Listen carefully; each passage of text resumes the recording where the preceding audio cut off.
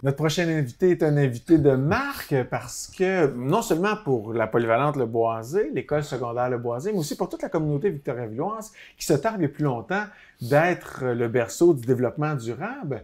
Et on en a un acteur ici, Denis Pépin. Bonjour, Denis. Bonjour. Vous allez bien? Oui, très bien. Oui, le berceau du développement durable, c'est une expression que vous avez déjà entendue quelque part? C'est une expression que j'ai entendue, que j'ai vue sur des panneaux le long de la route transcanadienne. Victoriaville, berceau du développement durable. Mais ceux qui ont vécu l'histoire de la récupération dans la région ici savent très bien que cette appellation, l'initiative de cette appellation origine de l'atelier de culture. C'était un groupe d'une douzaine d'enseignants et près de 200 élèves qui ont investi beaucoup de temps dans la promotion environnementale, dans la promotion de la récupération, du recyclage.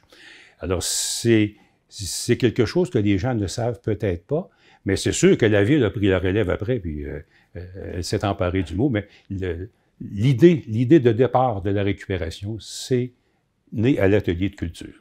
Donc, c'est de ça qu'on va parler ensemble, l'atelier de culture, qui est le berceau du berceau, oui. Finalement. C'est quoi, tout d'abord, c'est quoi l'atelier de culture? Bon. L'atelier de culture, c'est avant tout une méthode pédagogique pour enseigner aux élèves du secteur professionnel. Qui nous disait, c'est comment on va procéder pour intéresser les élèves, les accrocher. On est allé voir des profs des ateliers pour leur demander comment ils fonctionnaient, eux autres. Les profs nous ont dit, nous autres, c'est pas compliqué. On a des tâches à réaliser, on a des connaissances pour réaliser des tâches, puis on a des outils pour réaliser des tâches. Quand tu as ça, tu réussis à ajuster un moteur, à ajuster des freins, à installer une boîte électrique, n'importe quoi. Alors, on s'est dit, on pourrait-il faire la même chose? C'est là qu'on a commencé par dire, des connaissances. Les connaissances, on peut en diffuser comme on veut. Des outils. L'outil principal que nos élèves avaient, c'était un cartable dans lequel ils notaient tout ce qu'on écrivait au tableau. Ça, on a dit, ce qu'on va écrire au tableau, ça va être important. Ça, tu le notes dans ton cartable. Juste ça, rien d'autre. Tu notes pas d'autre chose dans ton cartable. Ce qu'on va mettre au tableau, ça va être important. Okay. Et puis, de temps en temps, on vérifiait le cartable. Ça, ils n'aimaient pas ça, les élèves, parce qu'il y en a qui avaient fait des dessins, puis on leur disait, « Regarde, tu n'as même pas transcrit correctement ce qu'il y avait au tableau. Tu vas me reprendre ça. » Alors, l'élève, il reprenait ça. Il reprenait son travail, il reprenait son cartable. Des fois, il le reprenait 2 fois. On disait, « Faut que ton outil soit proportionnel au travail que tu vas faire, soit adapté au travail que tu vas faire. » Avec le bon outil. Avec le bon outil, on fait le bon travail, puis ça prenait des connaissances.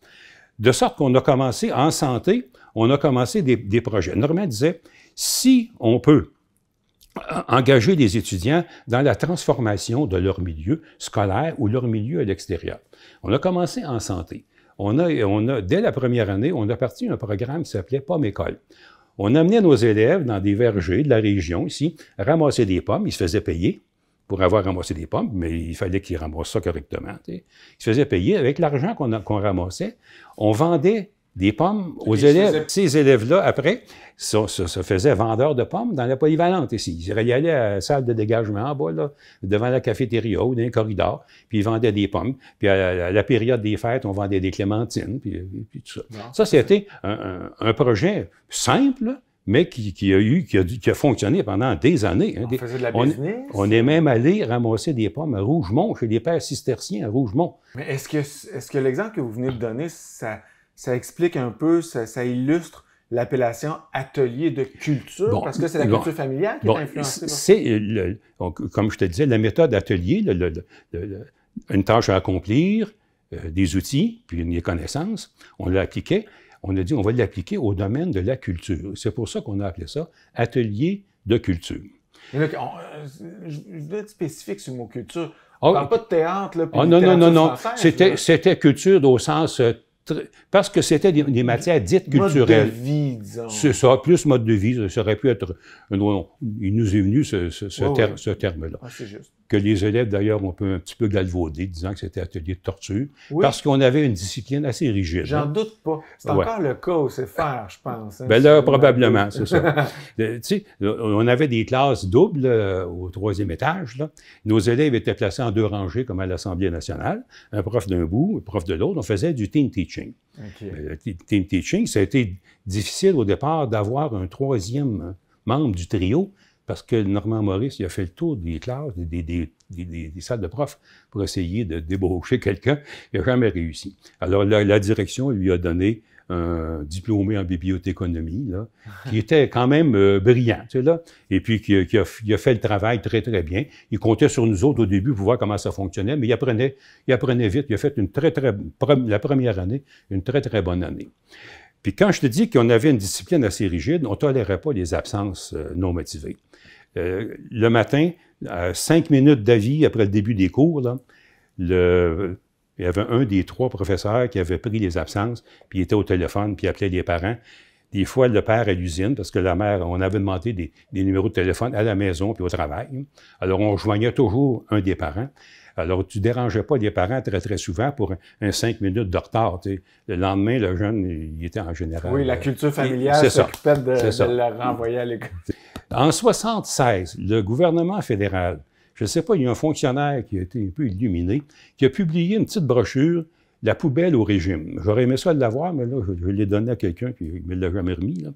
La poubelle au régime, dans laquelle il disait que nos poubelles débordent, c'est monstrueux ce qu'on jette aux poubelles, qu'il y a des matières recyclables là-dedans. Alors, on a fait lire ça aux élèves, on a une lecture commentée abondamment, et on disait aux élèves, vous savez, il y a des choses là-dedans qui peuvent être récupérées. Moi, j'ai travaillé avec les scouts, Normand avait travaillé avec les scouts, et puis le maire à Kings-Effort, dans le temps, ça ne s'appelait même pas Cascade, il prenait du papier. On pouvait leur apporter du papier, puis ils nous payaient pour avoir du papier. Alors, on dit aux élèves, vous allez apporter à l'école. Ça, c'était gênant pour les élèves. Apporter à l'école les journaux que vous avez chez vous, dans certains cas, c'était juste l'Union, les revues que vous recevez, des cartons, des boîtes de cartons et des boîtes de conserve que vous allez déboucher des 2 bouts, que vous allez aplatir, puis que vous allez apporter à l'école dans un corridor. Les élèves, au début, étaient réticents, mais petit à petit, ils ont même convaincu des élèves du général d'apporter du papier puis des boîtes de conserve dans notre corridor. Mais ce qui est arrivé, c'est qu'après, je ne sais pas, un mois et demi, c'était rendu au plafond. Puis les pompiers sont venus faire une inspection de l'école. Qui nous ont dit, il ne faut pas que quelqu'un aille mettre l'incendie là-dedans. Alors, débarrassez-vous de ça. On a loué un camion, on a chargé le papier, on est allé le porter à Kings-Effort, on a chargé le métal des boîtes de conserve, on est allé chez Fournier. Et on arrive à la fin, on dit, on a rapporté 100 piastres de Kings-Effort, puis 30 piastres de chez Fournier. On a la preuve que même après avoir payé le transport, il y a de la matière là-dedans. Alors, c'est à ce moment-là qu'on a commencé... Il y a une économie, là. Ben oui, puis on jette des choses qui ont de valeur. Et c'est à partir de ce moment-là qu'on a commencé, on a dit, il faut essayer de convaincre des organismes qui travaillent dans le milieu, que la récupération, c'est quelque chose d'intéressant, d'important. Alors, on est allé avec les élèves, puis on fallait leur préparer leur petit discours qu'ils allaient faire. On allait à la Féance, aux Fermières, au Richelieu, Kiwanis, Lyon. On a fait les optimistes, nommez-les, on a fait à peu près tous les organismes de la ville. Mais les élèves, il fallait les préparer en classe, les faire répéter, jusqu'à ce qu'ils soient aptes à livrer un message correct. Et puis, après avoir exposé les bienfaits de la récupération, qu'il y a des matières, on leur faisait signer une pétition pour demander la création d'un centre de récupération à Victoriaville. Les gens signaient abondamment. Tu sais, et parallèlement à ça, pour sensibiliser une autre clientèle, on a organisé l'exposition d'art dur. C'était un terme, là, faire des œuvres d'art à partir des ordures, à partir des boîtes de conserve. Art dur, c'est ça. Alors, nos élèves allaient dans les classes du général ici, des classes du primaire, pour leur demander s'il y avait des idées artistiques, faire des fleurs avec une boîte de conserve, ou je sais trop. Il y en a même un qui a fait une belle lampe avec des canettes, là, puis un abat-jour en canette, tout ça. Et puis on a dit, quand les gagnants vont être nommés, on va avoir un dîner à la cafétéria de la Polyvalente, puis on va inviter tous les organismes sociaux que vous avez contactés, on va tous les inviter ici pour la remise des prix. Et puis, on avait invité aussi le député du comté au fédéral, le député au provincial, le maire, les curés des paroisses. Il y avait bien du monde. Puis, député au provincial. Au provincial. Pas n'importe qui. C'était dans le temps, c'était Jacques Barry, je pense. Okay. Je pense dans le temps. Au fédéral, je me souviens pas, je me souviens plus qui c'était. Après avoir décerné les prix, là, il y a quelqu'un qui est dans la salle qui dit, on a une pétition pour demander la formation de récupération, d'un centre de récupération. Ils ont dit, on pourrait avoir un projet Canada au travail pour créer une espèce de, comment on appelle ça, un test dans un secteur de la ville. Okay, un projet pilote. Un projet pilote, c'est ça. Avec des boîtes dans lesquelles on ramasserait. Dans le temps, c'était papier, métal. Je pense que le plastique, on n'y touchait pas parce qu'on n'était pas connaissant là-dedans. Alors, il a fallu former un organisme à but non lucratif pour obtenir un projet Canada au travail. Ça a été formé sur place avec des représentants des différents organismes.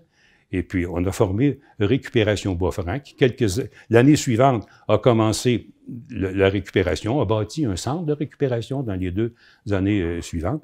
Et c'est comme ça qu'est parti Récupération Bois-Franc. Et éventuellement, le CFAS. Le CFAS, c'est pas le boisé, ça. Fait qu'on n'en parlera pas bien, là. Mais c'est né. C'est issu de l'atelier de culture. C'est ça. Mais c'est pas l'atelier de culture qui s'est continué, mais ils ont utilisé la même méthode pédagogique, je pense, que l'atelier de culture, le team teaching, une certaine rigueur dans les apprentissages, la réalisation de tâches. Vous, ça s'est terminé comment, les ateliers de culture? Bon, l'atelier de culture a fini en 80, si je me souviens, c'est en 86, l'année 86-87. Le ministère de l'Éducation avait décidé que pour entrer à la formation professionnelle, il fallait avoir réussi un secondaire 4. Alors, nos élèves qu'on recevait, nous, ils avaient un secondaire 3. Ils commençaient un secondaire 4 au professionnel, puis ils faisaient 2 ans de professionnel. Alors là, on perdait toute notre clientèle.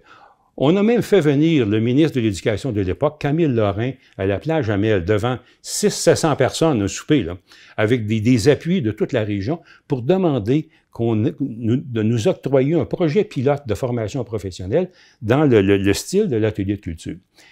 M. Lorrain a dit qu'il allait étudier l'affaire, qu'il allait le voir, mais il y a eu un changement de parti entre-temps, et puis les fonctionnaires ont décidé que tout le monde passait par le même chemin et que les élèves ne pouvaient pas commencer la formation professionnelle en secondaire 4, mais après un secondaire 4. La ville de Victoriaville, comme je disais au départ, est fière d'être le berceau du développement durable, puis qu'ici, la récupération, ça fonctionne quand même relativement très bien par rapport à d'autres villes. C'est grâce à vous, ça. Ouais, Merci beaucoup. J'aimerais simplement dire que moi, j'ai l'impression d'avoir travaillé dans une équipe.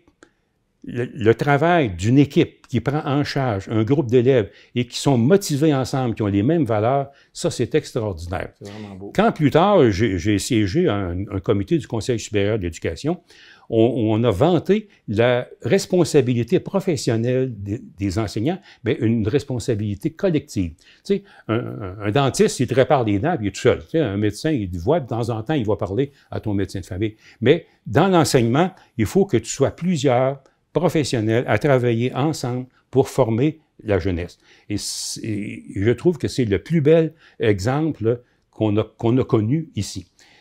Puis ça se poursuit quand même dans les CFR aujourd'hui, la même méthode, pour des élèves qui sont en difficulté, qui en ont de plus en plus besoin. Ça, j'en suis très fier de ça.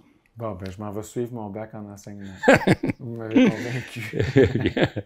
Denis Pépin, merci beaucoup. Bien, ça m'a fait plaisir. Ouais, c'est super. Ça m'a fait plaisir de ressasser mon passé. Oui, ben moi, je trouve ça vraiment beau. Ouais. Ça nous a appris beaucoup. Nous, on voit le résultat, puis on est bien fiers de ça. Maintenant, on connaît tout le travail de ça, puis l'amour. C'est ça, oui, c'est sûr. J'ai oublié de mentionner une chose qu'on a fait. Quand, à un moment donné, on s'est mis à récupérer le papier dans les écoles, le papier de l'école ici. Nos élèves des métiers ont fabriqué des récupérateurs de papier, puis on récupérait le papier, puis ça, c'est une valeur inestimable. Le papier est utilisé dans les écoles. Alors, on demande aux élèves d'écrire à tous les hebdos et quotidiens du Québec.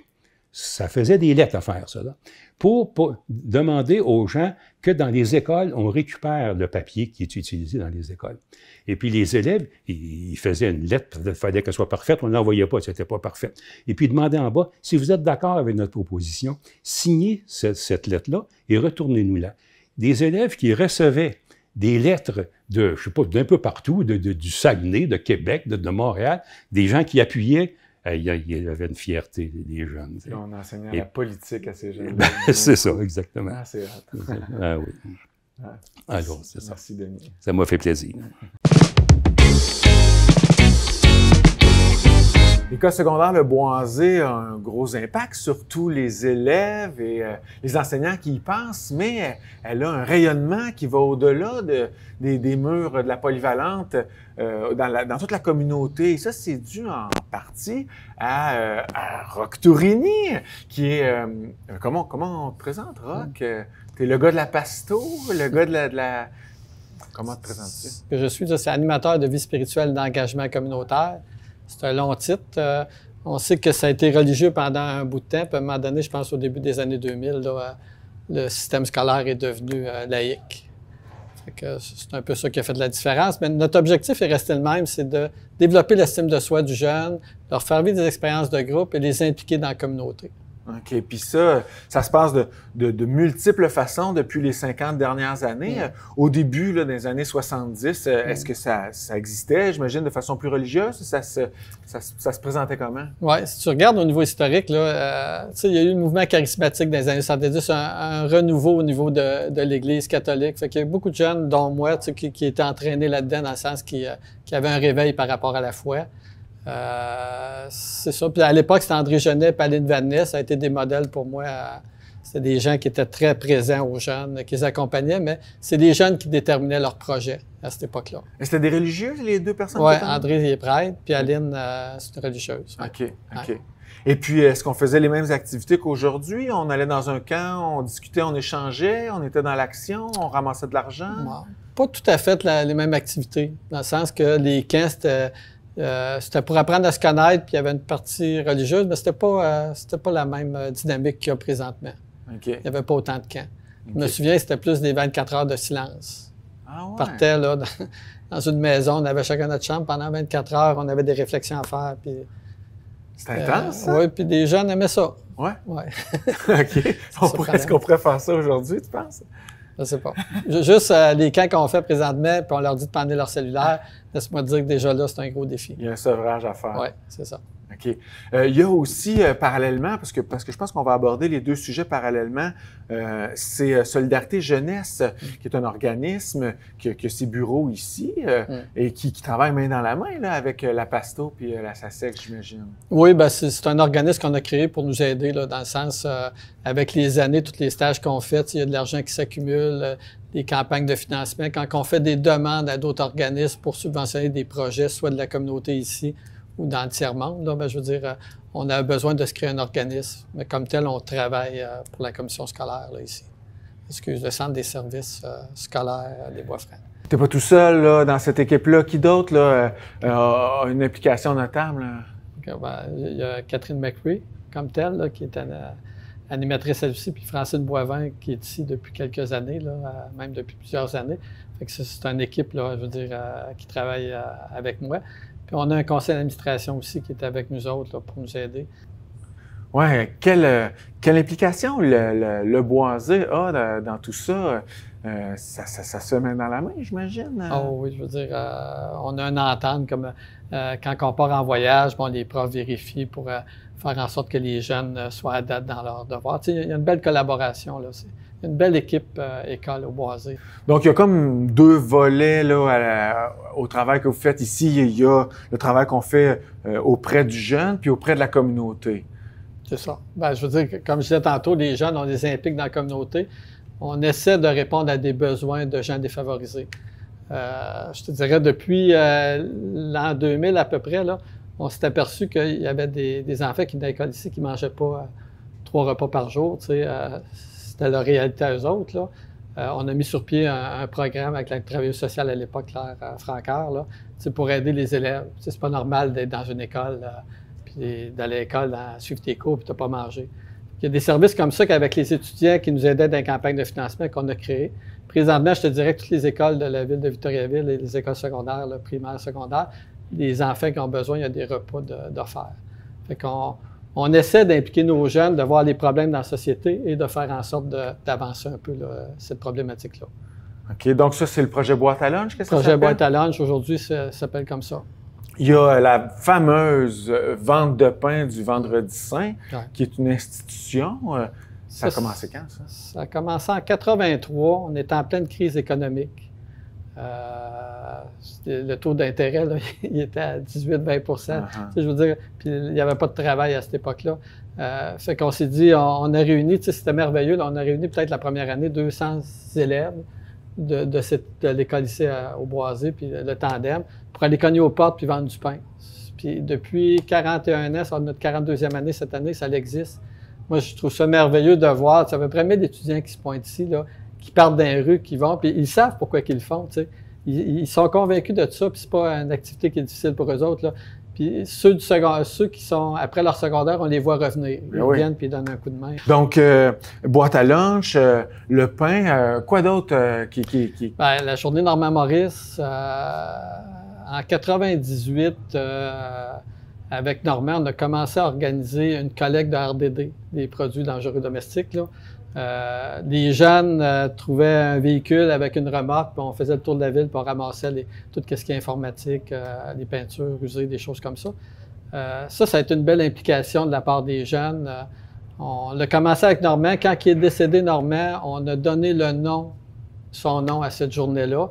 Ça a eu un rayonnement très important. C'est toutes des choses qui ont été détournées des sites d'enfouissement, parce que les gens, il y en a qui mettaient ça dans les poubelles. Ça a été un apport de l'école secondaire ici quand même très, très importante au niveau de l'environnement. Puis aujourd'hui, ça se continue, tout dépendant des besoins que la ville identifie par rapport à l'environnement. Donc, c'est le département du cœur ici, là. Oui, dans le sens, c'est les volets, tout ce qui est pauvreté, environnement, c'est des choses qui nous touchent. Puis solidarité aussi beaucoup. C'est des jeunes depuis 91 là, qu'on se prépare à faire des stages. Je ne sais pas combien de 1000 jeunes qui sont passés ici, qui sont allés soit en Haïti, au Nicaragua. Et souvent, ça transforme leur vie. On les retrouve plus tard dans la société très impliqués à leur tour. Oui, ça vous fait un mur de photos vraiment impressionnant. Puis c'est touchant. Oui, absolument. OK, donc, quoi d'autre? Parce que je pense qu'on va pouvoir en nommer une dizaine d'activités de rayonnement là, qui ont comme racine ici. Ouais. Là. Il y a un personnage qui s'appelle Raymond Roy à Victoriaville. C'est lui qui a parti le restaurant populaire. C'est lui, la maison Raymond Roy apporte son nom. C'est une maison pour les sans-abri. On a mis sur pied une journée pour... ça nous aidait à financer le projet Boîte à lunch, là. Une fois par année, on invite 500 enfants. On appelle ça la mégaville. Ouais. Ils viennent ici, puis les jeunes sont une centaine de jeunes qui animent les enfants. Puis la ville, c'est une ville solidaire qui est portée à l'entraide. L'environnement, c'est un aspect aussi très, très important. Fait que, en même temps qu'on fait de la sensibilisation, en même temps, on ramasse de l'argent pour financer le projet Boîte à lunch. Dans le sens, c'est de l'argent qui retourne aux enfants défavorisés. Oui. Puis en plus, on nourrit le cœur de ces petits-enfants-là qui sont initiés à des notions de solidarité. Oui. D'entraide. Puis... Autre chose? Ce qui vient comme ça, les Autochtones, OK? Ça fait...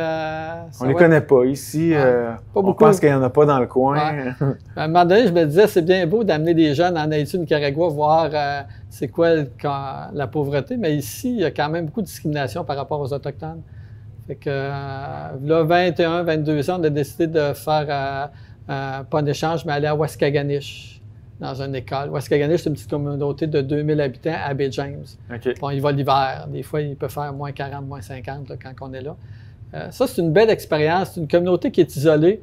Le plus proche village, c'est à peu près à 400 km. Ah ouais. Fait que, ça donne une idée un peu. Puis on va là. Au début, les gens ne nous parlaient pas, ils étaient gênés. Puis on a créé un lien avec eux autres. À cette heure, on arrive là-bas, les gens viennent nous voir, ils nous parlent. Ils veulent nous raconter leur vécu. C'est des gens qui sont très, très proches de... c'est des chasseurs, des pêcheurs. Ils vivent dans la nature. Puis ils ont leurs problèmes à cause de l'isolement aussi. Là, les enfants, c'est pas évident pour eux autres, les ados aussi, là, de vivre. Puis, ouais, il y a un échange qui est fait, là, quand même. Les jeunes d'ici apprennent à se connecter à la nature, aux Premières Nations aussi. Oui, puis ils ont des belles valeurs, des très, très belles valeurs à retenir. Ils sont venus 2 fois, on les a accueillis 2 fois. La ville de Victoriaville les a accueillis, l'école aussi, ici, là, 2 fois. Puis, il y a un très, très bon lien. Et on va aussi à Bethsiamit. le vrai terme, c'est Pessamit, là. Ça fait une quinzaine d'années qu'on va là. Là aussi, on est accueillis. Ça, c'est Côte-Nord? Oui, c'est à Côte-Nord, pas loin de Bécomo, à 1 heure à peu près de Bécomo. Je te dirais que les jeunes, ça les fait voir... Tu sais, des fois, on entend parler des Autochtones, tous les préjugés, là. Ouais.